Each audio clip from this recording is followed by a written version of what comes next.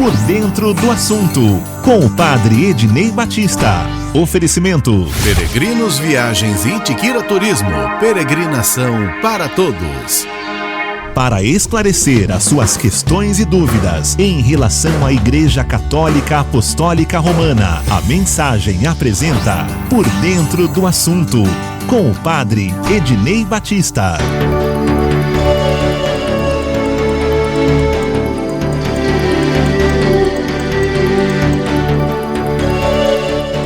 Nesse momento, a gente se une com a Web Rádio Pés de Cristo da Paróquia Espírito Santo, aqui com a mensagem e a partir de agora, com produção de Donizete Eugênio, auxílios técnicos de Antônio Márcio Buim, a apresentação deste seu amigo Carlos Sena e também do Padre Ednei Evaldo Batista. Padre, bom dia. Bom dia aos nossos ouvintes. Vamos lá mais uma vez nos unir para fazer o nosso Por Dentro do Assunto, partilhando aí os nossos conhecimentos, as nossas experiências e ajudando o nosso povo a crescer no conhecimento da sua fé. Exatamente, então, a partir de agora, Por Dentro do Assunto, como bem disse o Padre Ednei, no oferecimento de Peregrinos Viagens e Itiquira Turismo, peregrinação para todos. Já você vai poder participar pelo telefone 3954-3010. É isso, Márcio Buim? 3954-3010. E também pelo nosso WhatsApp 974110125. Deixe bem claro se você quer se identificar ou não. Ponha lá, hashtag assunto e logo em seguida, em texto, não em áudio, a sua pergunta para o Padre Ednei. Padre, a reflexão, por favor. Vamos lá. Então, estamos vivendo aí o tempo pascal, né? Que é a extensão da celebração solene da Páscoa de Jesus, que tem tudo a ver conosco, porque a Páscoa de Jesus é também a nossa Páscoa. É bom lembrar que a Páscoa não é somente um acontecimento do passado, né? É um acontecimento histórico, sim, Jesus ressuscitou, mas que diz respeito a nós em todos os tempos. Cada ano nós celebramos novamente a Páscoa, não só para lembrar do que aconteceu, mas para viver, para atualizar esse acontecimento, para tomar contato com ele e ele nos transformar, né? Modificar a nossa vida. E por essa razão, a Igreja não celebra a Páscoa num único dia. Nós temos o Tríduo Pascal, né? Que aconteceu para nós na Semana Santa, na Sexta-feira Santa, no Sábado Santo e no Domingo de Páscoa, mas iniciando já na véspera da sexta-feira, na Quinta-feira Santa à noite. Aqueles dias são chamados dias solenes da celebração da Páscoa de Jesus. Depois nós temos a oitava da Páscoa, que foi a semana que se seguiu ao domingo de Páscoa, até o domingo passado, chamado Domingo da Divina Misericórdia, ou segundo domingo da Páscoa, e que é como se fosse um único dia, né? Em 7 dias, em 8 dias, nós celebramos festivamente na liturgia a ressurreição, a vitória de Jesus sobre a morte, sobre o pecado. E na continuação desse tempo, nós temos o tempo pascal, que se estende por mais dias, até completar 50 dias depois da Páscoa, quando celebraremos a solenidade de Pentecostes. E assim encerraremos o tempo pascal. Esse tempo é um tempo festivo, é um tempo especial para não só lembrarmos, mas para vivenciarmos a Páscoa. E aí a gente lembra também que Páscoa significa mudança de mentalidade, deixar de lado a nossa mentalidade para aderir à mentalidade de Cristo, aquela mentalidade sempre nova, sempre atual que ele nos trouxe, que é a vivência no amor, no perdão, no serviço aos outros, na fraternidade, na busca de Deus em primeiro lugar, né, na fidelidade à palavra dele. Então essa é a nova mentalidade que nós devemos ir adquirindo ao longo da caminhada, e especialmente neste tempo, que é o tempo pascal. vamos tomando contato com a palavra de Deus na liturgia, nesse tempo que nós estamos vivendo, através dos meios de comunicação, primeiramente, né? Mas também em casa, na oração pessoal. E esta palavra vai nos trazendo, então, essa nova mentalidade, essa nova proposta de Jesus. Então, o tempo pascal, ele continua a celebração da Páscoa. A Páscoa não terminou no domingo de Páscoa. Ela continua sendo celebrada por 50 dias para que essa nova mentalidade de Cristo realmente encontre acolhimento e acomodação em nossa vida e dê ali os seus frutos. Então, vivamos o tempo pascal, deixando que esta novidade de Cristo realmente se torne uma realidade em nós, né? Especialmente no encontro com a palavra, porque ali o ressuscitado nos fala, e na oração, que é encontro com Ele, que vai nos transformando, que vai nos fazendo mais parecidos com Ele. Que o tempo pascal seja para nós de intensa alegria e de intenso compromisso com Cristo, para que de fato a novidade que Ele nos traz com a sua ressurreição se torne uma realidade visível, sensível em nós. Tá aí o tema para reflexão. E até uma coisa que lembrei aqui agora, padre: as pessoas que participam depois no Por Dentro do Assunto, deixando as suas perguntas, acham que as suas perguntas têm que ser em relação ao tema que o senhor dá para reflexão. Não, é aberto, né, padre? Isso, exatamente. Eu coloco sempre uma temática ligada ao momento que nós estamos vivendo, né? E para começar a conversa, porque às vezes o pessoal está lá ocupado fazendo alguma coisa, e até que vai ligar e participar, então precisa dar um tempinho. Mas também para provocar, porque de repente aquilo que a gente fala desperta nas pessoas a lembrança de alguma coisa que gostaria de saber. Mas não precisa ser só relacionada ao tema. O tema eu coloco só como um início de conversa, né, para provocar. Mas pode se perguntar o que quiser, aquela curiosidade que você tem, aquele interesse que você traz dentro do coração, é a oportunidade de esclarecer, de crescer e de ajudar os outros a crescerem também. Com o tema, se me permite a brincadeira, padre, vai que cola, né? Pois é. Já tem gente querendo participar aqui do Por Dentro do Assunto. Vamos e a gente vai pedir para que ela fale conosco. Alô, bom dia, Ana Aparecida, do Jardim Primavera. Bom dia, faça a sua pergunta ao padre. Bom dia, padre. Bom dia, Deus a abençoe. Deixa eu perguntar para o senhor, eu estou com umas imagens aqui, o que eu devo fazer com elas? Imagem quebrada. Certo, obrigado pela sua participação.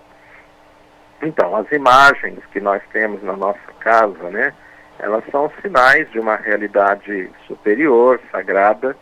Geralmente elas são abençoadas para que, ao contemplá-las, nós vejamos, né, levemos o nosso coração àquelas realidades, àquelas pessoas, ao seu modo de vida, e nos disponhamos a imitá-las. E isso pode ser a imagem de Jesus, de Nossa Senhora, dos santos, dos anjos, enfim. E de momentos também da vida, seja do santo, seja do próprio Jesus. Quando essas imagens se quebram, se estragam, ficam velhas ou perdem a sua beleza, cor, tudo isso, nós devemos queimá-las ou enterrá-las. Queimá-las quando se trata de material inflamável, madeira, plástico, tecido, né? E quando não é material inflamável, como no caso do gesso, do ferro, que é mais difícil de derreter, então a gente enterra, né? Se ela está um pouco quebrada e precisa quebrar mais um pouco para facilitar essa ação de enterrar, então pode quebrar, né? Com um martelinho, com um instrumento. Ninguém precisa ficar assim preocupado se não está faltando com respeito ao santo. Não, o santo ele está além da imagem. A imagem é um sinal dele, né? Claro que é um sinal abençoado, mas ele não está ali. O santo está no céu. Então a gente não está faltando com o respeito, porque o quebrar ali não é como uma atitude de desprezo, mas é inclusive como uma atitude de respeito mesmo, porque eu vou quebrar para enterrar, para não ficar ali exposto, para não ficar sendo motivo às vezes de piada, e também porque uma imagem quebrada não nos convida à oração. Os santos, eles vivem uma experiência de integridade, de beleza, de luminosidade, né? Então nós temos que ver numa imagem estas realidades que dizem respeito a eles, e não algo assim que é defeituoso, que é repugnante, que é incompleto, né, imperfeito. Então uma imagem quebrada, se ela for uma imagem de valor histórico, antiga, de um material muito bom, ela pode ser restaurada, mas isso demanda também custo, investimento e um profissional que faça bem feito.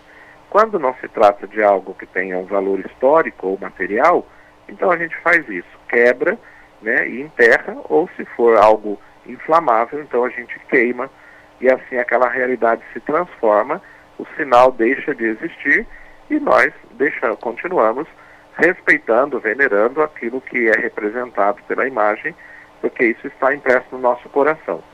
Se a gente tem um carinho especial por aquela imagem, pode substituí-la adquirindo outra, né, comprando uma outra bonita, nova, inteira, que nos ajude na oração, na lembrança daquele santo e dos seus exemplos. Obrigado, Ana Aparecida, aí do Jardim Primavera, por sua pergunta. Vou aproveitar a pergunta da Ana Aparecida e apresentar a pergunta da Terezinha, do Bandeira Branca. Gostaria de saber o que podemos fazer com a Bíblia quando ela já não dá mais para ler. Então, a mesma coisa, a Bíblia deve ser queimada, né? Porque ela é a palavra de Deus, não é uma coisa qualquer. Então a gente não vai jogar no lixo que vai ficar desprezado lá e jogado de qualquer forma. Então a gente queima, porque a Bíblia no caso é inflamável, papel, papelão, talvez a capa seja de plástico, alguma coisa assim. Então a gente queima, né? Faz uma fogueirinha lá no fundo da sua casa, queima, e aí aquele material deixou de existir e não vai ser desprezado naquilo que é o seu significado. Ainda que se trate de uma matéria, é uma matéria que representa algo maior para nós. Então a gente não deve desprezar, deixar jogado, nem jogar no lixo. Da mesma forma que a gente não deve fazer com uma foto, né? Nossa, ou de um ente querido. Não é lugar de jogar no lixo. Ah, a foto estragou, rasgou, alguém riscou. Então queima, né? Mas não vai jogar no lixo para não ficarem fazendo piada e depreciando aquela realidade que representa uma pessoa, né? Um fim digno e com respeito. Exato. Obrigado, Terezinha, por sua pergunta. Mais uma outra que chegou aqui pelo WhatsApp, padre. 974110125, a Cristina do Lagoa Azul. Bom dia. Eu não tenho o sacramento do matrimônio. Posso depois ficar usando esta oração de comunhão espiritual na missa quando voltar ao normal? Sim, claro que pode. A comunhão espiritual, ela é para todos, né? A comunhão sacramental, ela pede algumas condições da pessoa que vai comungar, mas a espiritual, não, ela está aberta. Então, é bom lembrar que mesmo a pessoa que não é casada na igreja, ela não está excluída do amor de Deus. Ela não está excluída de uma comunhão de vida com Deus pela oração, pela escuta e prática da palavra, pela prática do bem, né? Pelo testemunho de fé. E para alimentar tudo isso na pessoa, ela pode fazer a comunhão espiritual, servindo-se sim desta oração que tem sido mais difundida nesse tempo agora, por causa das igrejas estarem fechadas e o povo só poder participar da liturgia pelos meios de comunicação. Então, houve esse incentivo, né, a essa oração da comunhão espiritual. Pode usar sim, e até é uma coisa muito boa que a pessoa fará para alimentar sua vida de fé e continuar firme na caminhada, no compromisso com Cristo e com os irmãos. Obrigado, Cristina, do Lagoa Azul, pela participação. É o Por Dentro do Assunto aqui na Rádio Mensagem e também pela web rádio Pés de Cristo da Paróquia Espírito Santo, onde você esclarece as suas dúvidas. 974110125 para você caminhar mais e melhor na fé. Manda lá sua pergunta, hashtag assunto no 974110125 em texto, não em áudio, tá? E pelo telefone 39543010. Pergunte ao padre e ele responde para você. A Cristiane, do Dom Pedro I, quer saber assim. Ela falou: bom dia, padre, sua bênção. Nesse tempo de pandemia, em que não podemos participar presencialmente nas missas e não estamos recebendo sacramentos, vi uma reportagem de um padre que atendia a confissão das pessoas sem saírem de seus carros e também distribuindo a comunhão. O que o senhor acha disso? Então, os sacramentos não estão impedidos de ser celebrados, desde que com os devidos cuidados. A missa, ela é sempre, em geral, comunitária. Então a gente não deve celebrar para não reunir o povo no mesmo local, as pessoas muito próximas. Por isso que foram suspensas as celebrações comunitárias da missa, né? Mas mesmo quando o padre celebra e é transmitido, ele não está sozinho 100% ali. Tem alguém gravando, tem alguém fazendo leitura, quem sabe cantando, tem mais uma meia dúzia de pessoas ali. Então, só que estão longe umas das outras, né? Estão tomando aqueles devidos cuidados. A confissão também não está proibida de acontecer nesse tempo. Ela não está acontecendo da forma habitual, com horários na igreja, porque também acumularia pessoas ali juntas, né, próximas umas das outras, sentando-se, tossindo, espirrando, conversando. Então, por isso está sendo evitado. Mas um atendimento, vamos dizer, personalizado, marcado e conservando-se a devida distância, isso pode acontecer. Aí vai de cada padre, da sua possibilidade, né, e também de não estar correndo e nem pondo ninguém em risco. Agora, não tem sido feito isso habitualmente, né? O padre ficar sentado lá e as pessoas se aproximarem do carro. Isso eu vi também, é uma foto que foi colocada na internet, talvez em algum lugar aí onde o padre quis fazer isso assim. Não sei se aqui alguém fez. Não é proibido fazer, mas não está sendo feito também, exatamente porque senão as pessoas começam a sair, começam a ir lá, e o próprio Papa disse que quem não pudesse confessar nesse tempo, de qualquer forma, confessasse-se com Deus na sua oração, confiando que Deus perdoa, e depois, quando acabar, a pessoa busca a confissão sacramental.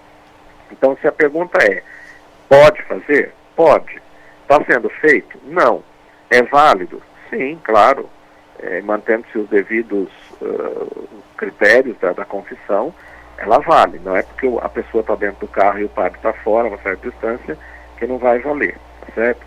Agora, a questão da comunhão dada no carro. Isso a gente deve evitar, porque a comunhão ela deve ser dada fora da missa somente aos enfermos, que não podem participar presencialmente da liturgia. Então, os ministros vão até a casa, levam a Eucaristia para eles estarem em comunhão com Deus e com a comunidade. Aqueles que podem participar da missa devem participar. Então, ou existe a comunhão na missa, ou não existe, né, para as pessoas que não estão doentes. Ah, mas agora estamos impossibilitados de ir. Pois é, então, ouve-se a palavra de Deus, comunga-se a presença de Cristo na sua palavra, recebe-se a graça de Deus através da oração, né? E nesse tempo nós estamos sem a Eucaristia, grande parte do povo está sem a Eucaristia. Agora, dar a comunhão pura e simplesmente das pessoas passando em frente à igreja, dentro do carro, eu acho que a gente corre o risco de banalizar os sacramentos, né? A Eucaristia não deve ser vista só como algo sagrado. Ela é uma realidade sagrada enquanto celebrada em união com a palavra de Deus, dentro de um momento de culto, de louvor, de oração. Eu acho que dar a comunhão pura e simplesmente ali, a pessoa passando no carro, fica uma coisa muito mecânica, muito fria. Então isso não deve ser feito, embora eu saiba que em alguns lugares tem sido feito. Mas na nossa diocese isso não foi autorizado, né, nem aconselhado a ser feito. Então não é o que a igreja pensa quando se trata da Eucaristia, mesmo em tempo de pandemia. Uma bênção até pode ser, né, padre? Sim, a oração, aquilo que foi feito, algumas carreatas com o Santíssimo, com a bênção do padre, mas dar a comunhão para cada um Porque é o risco também de todo mundo vir comungar ali, achando que, assim, que é uma coisa mágica, né? Não, ela tem um sentido dentro de um contexto celebrativo, né? Não existe a celebração da Eucaristia sem a palavra de Deus, sem o canto, sem a oração.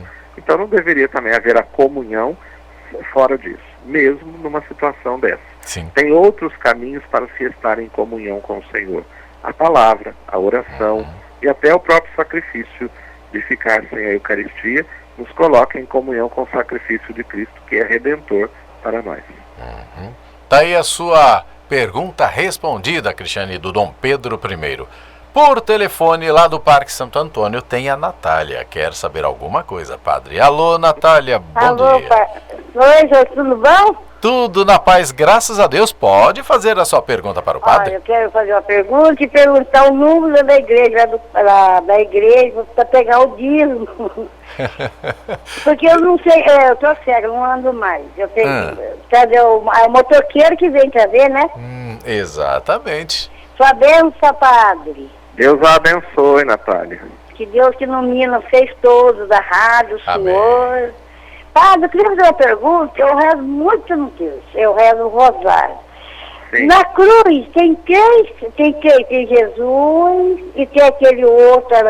E aquele outro é santo? São Dimas ou tem que é santo? E o outro? Tá. Luciana, me ajuda aí que eu não ouvi direito. Obrigado, Natália. Deus abençoe. Ela está querendo lembrar daquela cena em que Cristo está crucificado entre dois. São Dimas e o outro. Dimas é santo. O outro, ela quer saber quem é ele e se ele é santo ou não. Tá. Então, segundo a tradição, né, o outro é o chamado o mau ladrão, porque ele provocou Jesus, desafiou Jesus a descer da cruz, a salvá-lo, né, se ele era realmente o Messias. Então ele é chamado de o mau ladrão. A tradição deu um nome a esse mau ladrão de Gestas ou Germa. Aí varia muito conforme algum escrito que a gente encontra, Gestas ou Germa. E o outro, chamado Bom Ladrão, que defendeu Jesus, que pediu que lembrasse dele, mostrando fé que ele era Deus, né, que ele era mais do que um homem, do que um condenado, disse que ele era inocente. Esse é chamado pela tradição de Dimas, que seria o São Dimas, por causa da resposta que Jesus deu para ele, né? Hoje estarás comigo no paraíso. Não houve um processo de canonização de São Dimas, com testemunhas, né? Acredita-se que pelo gesto que ele teve e a resposta que Jesus lhe deu, ele já foi ali consagrado como santo. Bom, e aqui vale lembrar também que nem todos os santos que existem no céu e intercedem por nós foram canonizados pela igreja. Por isso mesmo que na igreja, na liturgia, existe uma liturgia, a solenidade de todos os santos. Quando celebramos não só os canonizados pela igreja, mas todos aqueles que viveram segundo o Evangelho e certamente estão junto a Deus felizes. Então São Dimas entrou certamente nessa linha. Mesmo tendo sido um ladrão, no último instante da sua vida ele confiou em Jesus, ele abriu o coração a Jesus e recebeu a graça da redenção. O outro nós não sabemos, né? O detalhe que nós temos no Evangelho é que ele provocou Jesus, o outro defendeu, Jesus respondeu para ele, não sabemos se aquele outro se arrependeu, se aquele outro abriu o coração a Deus. Isso é um segredo que está lá no céu e que nós só vamos conhecer quando chegarmos lá. Mas vamos até dizer que na sua infinita misericórdia, Deus conhece todos os corações e ele procura salvar a todos. Então mesmo aquele que provocou Jesus, que insultou Jesus, ele tinha alguma coisa boa no coração que Deus deve ter visto. Então acreditemos que ele também está na glória de Deus, mas não é chamado de santo. E o seu nome nem é tão conhecido quanto o de São Dimas, né? Mas pensemos muito mais na misericórdia de Deus do que nos atos humanos, que sempre é abertura para a vida e para a salvação. Os atos humanos, ainda que bons e perfeitos, são pouco. O que abre a salvação, o que abre o céu é sempre a misericórdia de Deus. Quase encerrando a edição de hoje do Por Dentro do Assunto, padre, mas ainda tem algumas perguntas, como por exemplo da Vera, do Veraneio Ijau. Padre, sua bênção. Tem uma passagem que não entendo. Jesus diz: onde 2 ou mais pessoas estiverem reunidas em meu nome, eu estarei lá. E se estou orando sozinha, Jesus não está comigo? Sim, está, claro que está. Deus está em todo lugar, né? Ele é onipresente, onisciente, onipotente. Tudo pode, tudo sabe, está em toda parte, né? Ele nesse sentido de que ele é Senhor de todas as coisas. Então, claro que quando eu estou rezando sozinho, Deus está presente. Mas quando Jesus fala desse 2 ou 3 estiverem reunidos em meu nome, estarei no meio deles, é para mostrar que a comunhão da fé, a fé vivida em comunidade, ela tem uma força muito grande, né? É claro que a vida de oração pessoal, de comunhão com Deus é muito importante, mas a vida de fé vivida junto com os outros, ela tem uma força muito grande de testemunho, de anúncio, né?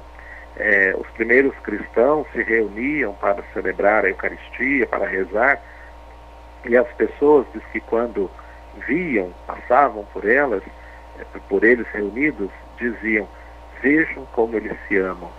Alguns escritores antigos contam isso. Quer dizer, o jeito de conviver, de estar juntos, de rezar, transmitia uma mensagem de amor, de vida e de fé. Então, é a presença de Deus, essa presença que se faz sentir na comunhão. Esse é o sentido dessa palavra de Jesus. Mas não quer dizer que quando eu estou sozinho, rezando, ele não está comigo. Está da mesma forma. Uma coisa que, se me permite observar, padre, eu penso assim que é muito sábia esta informação de onde 2 ou mais, é que um não deixa o outro esmorecer. Não, vamos continuar. Um dá apoio para o outro, né? Sim, sim. Exatamente. Quando as pessoas estão juntas, uma é apoio para a outra, né? Uma ajuda a outra a ir em frente, porque a fé, ela não é algo puramente individual, ela é vivida em comunhão, em relação. Perfeito. Última pergunta, acho que dá para... Não dá mais, padre. Agora vamos até, inclusive... Semana que vem. Boa, padre. É a semana que vem, na próxima edição, então, todas as perguntas que foram apresentadas hoje, que não deram para serem apresentadas no ar, estão marcadas e vamos passar para o padre nas próximas edições. Pode ficar tranquilo, pode ficar tranquila. Valeu muito hoje, padre, que Deus o abençoe hoje e sempre, e peço a sua bênção.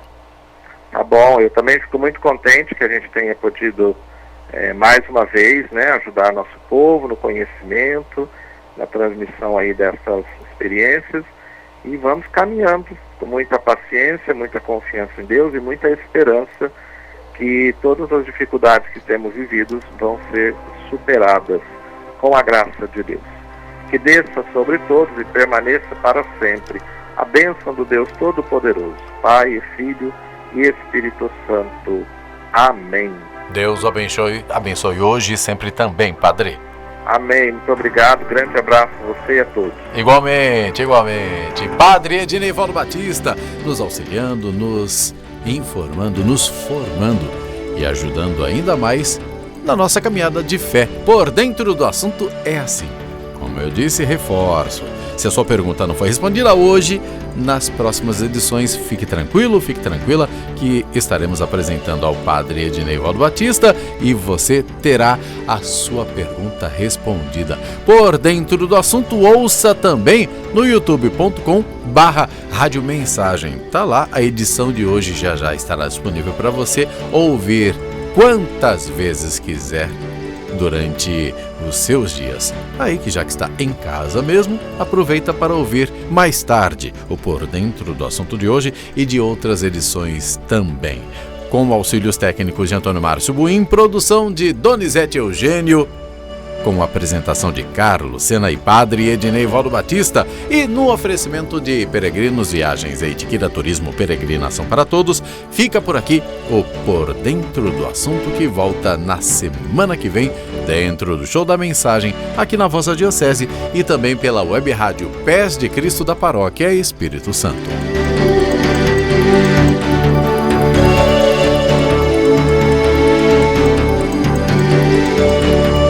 Você acompanhou na Mensagem Por Dentro do Assunto com o Padre Ednei Batista.